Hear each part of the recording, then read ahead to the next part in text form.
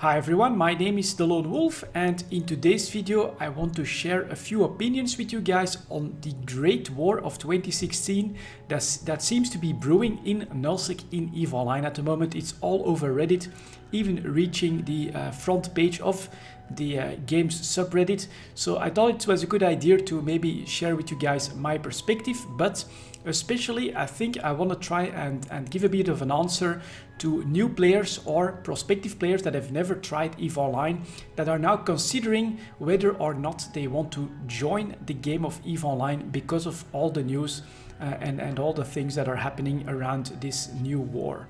So first of all, I should maybe give you guys my perspective. I've been playing EVE Online for more than 6 years now, but I've never joined one of the major nullsec groups, one of the big alliances, and so I've never been active in one of these major nullsec wars. So if from that perspective you want to say, well, what do you know about all of it? I fully agree with you. I don't have a lot of experience, but on the other hand, I'm actually hoping that that gives me a certain amount of objectivity when it comes to the subject, and I'm hoping that I can inform new players or prospective players correctly if they do want to consider trying EVE Online because of the Great War that is probably happening at the moment.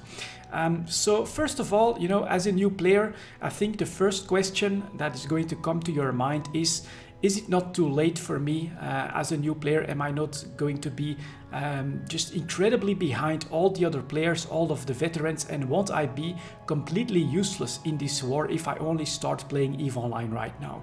And luckily over the last few years, this has really gotten a lot better in EVE Online, and especially due to the monumental efforts done by a lot of these nullsec alliances to create their own alliances and groups that are extremely friendly to new players. They're in fact especially created to allow new players to get into the game right away, join the nullsec experience right away, and become active and effective in their fleets from a very early stage.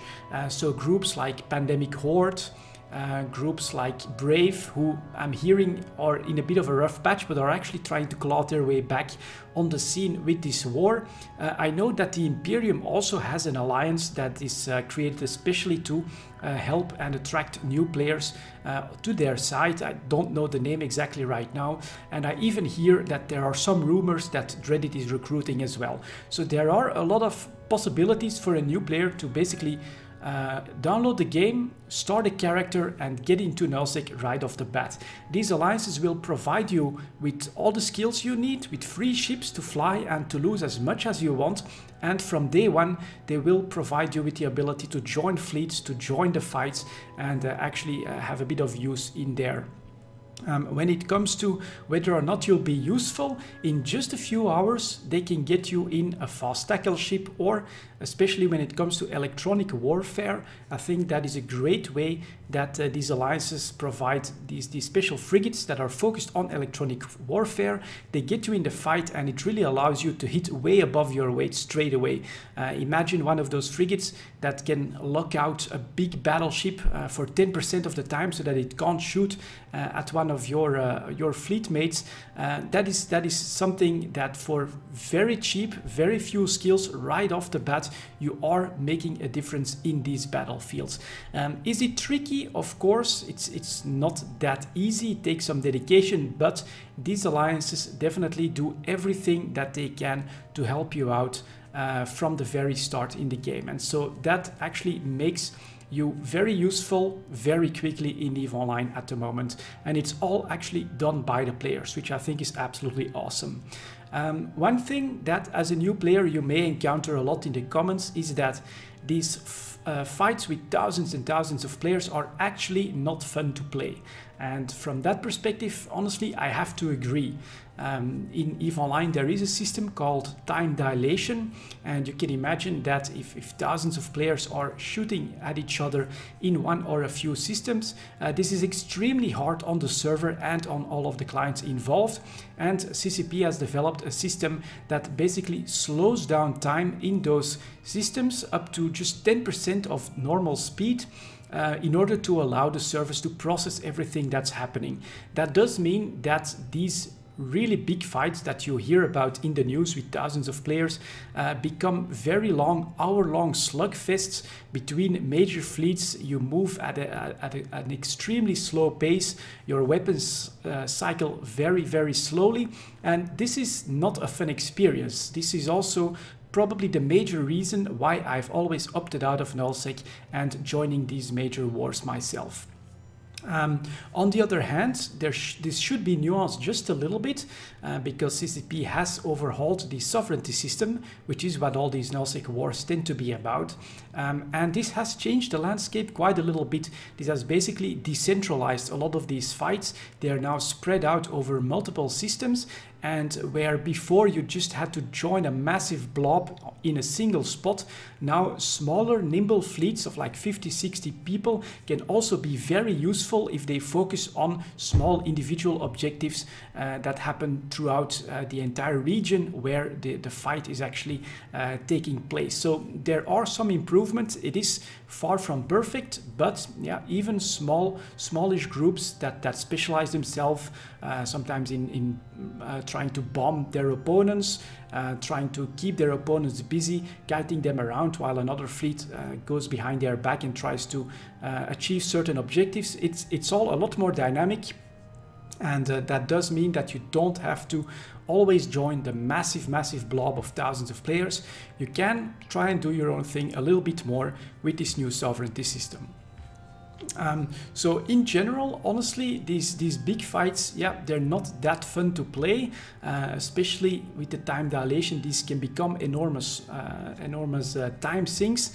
But of course, that's what EVE Online is known for, the major battles. And if you want to join for this war, then that is an aspect that you have to accept, that you will be active with thousands of other players, but that is something that both the servers and the clients have a hard time handling. We're really pushing the edge of what is technically feasible in an online game with these battles. So from that perspective, I also quickly want to touch on some people may wonder, is it still worth it to join EVE Online in general? It's a game that's been around for like 13 years now. A lot of people will be way ahead of me and I'll never be able to catch up. So on that, I want to clearly say that yes, it is absolutely worth it to still join EVE Online at the moment. I've been gaming for a very long time. I've been playing EVE Online for more than 6 years, and I can honestly say, it's a line that I say from time to time, EVE Online is the only game that I regret not starting sooner.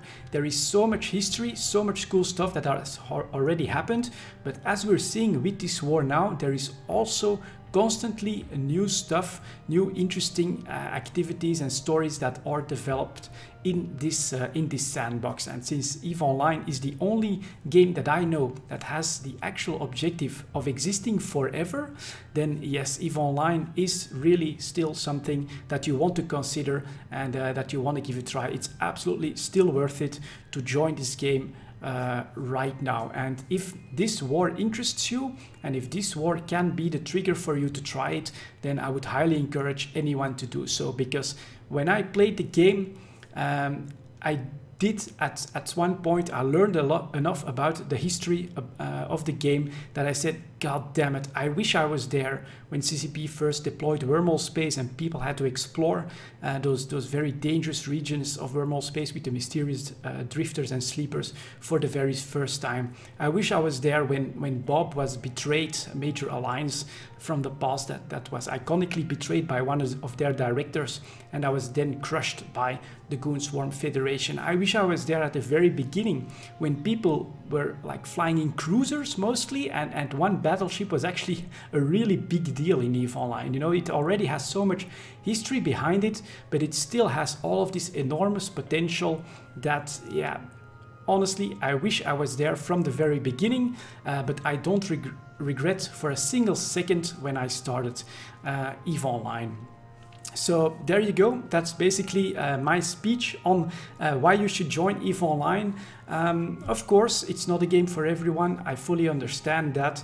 But whether it's this war that triggers your interest into the game, or if it's just the idea of the one true sandbox where every player in the universe plays together, then yeah, please give EVE Online a try. I think it's absolutely worth it. It's, in my opinion, the most awesome game in the world. Now, when it comes to this war, I also want to discuss and give you guys my perspective on this war, because a lot of people are probably wondering what is this all about. Now, as I've said, I'm not a part of nullsec, and so I'm probably not entirely up to date about everything that's happening. And if I make any mistakes, please guys, make sure to correct me in the comments, because I don't do that on purpose. But I want to give you guys my perspective on this war. And while you could probably trace a lot of this back to way earlier than I'm doing, a lot of these alliances have already very old histories behind them. I would start around 2 years ago when a period of stagnation started in nullsec. It's really been 2 years without any major wars in EVE Online, and during that time the CFC, the goons of EVE Online, have, in my opinion, stagnated and become quite a bloated alliance that are very happy within their own space. But that have slowly began to work up more and more resentment amongst the rest of the player base. What I personally find really interesting is that not that long ago the CFC rebranded themselves to the Imperium, and they actually did this after the Imperium from the Warhammer 40k lore, and honestly this may turn out to become a rather prophetic rebranding of their alliance, because yeah, the Imperium in the Warhammer 40k world is actually an empire in decay. It is an empire that, in my opinion, just like the goons, is no longer striving for breaking its limits, for new innovation, but it's really a group that is fighting to maintain the status quo.